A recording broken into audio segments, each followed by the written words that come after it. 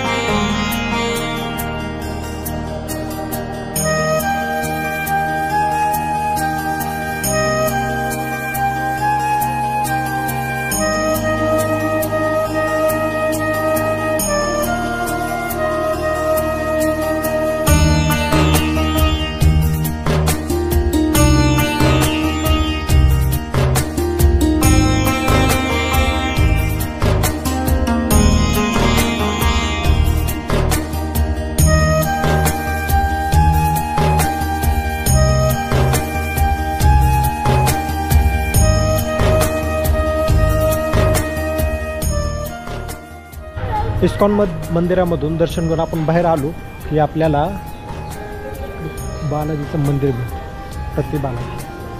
प्रतिबालाजी नाही पण प्रतिबालाजी मंदिर तर तिकडं आहे की कोवळी। इथं पण एक बालाजीचं मंदिर आहे, ते पण खूप मस्त आहे। आणि माझ्या साईडला हे इस्कॉन टेम्पल।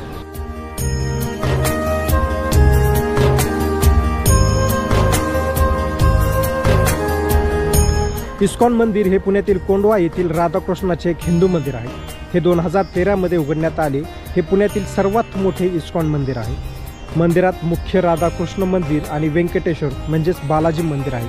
राधाकृष्ण मंदिर उत्तर भारतीय आर्किटेक्चर शैलीमध्ये लाल दगड आणि संगमरवरी वस्तूंनी बांधलेले आहे, तर व्यंकटेश्वर मंदिर दक्षिण भारतीय आर्किटेक्चर शैलीमध्ये कोटा दगड वापरून तयार केले आहे।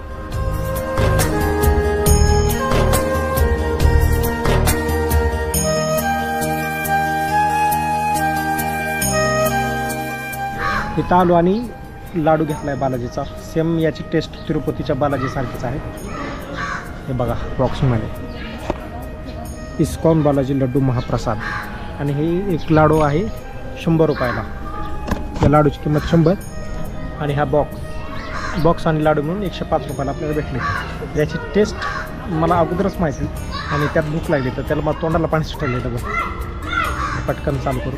ही गाईच्या दुधापासून आणि गायच्या तुपापासून प्युअर तुपापासून बनवलेला आहे, कंट्रोलच नाही। चालू करायला लागतं।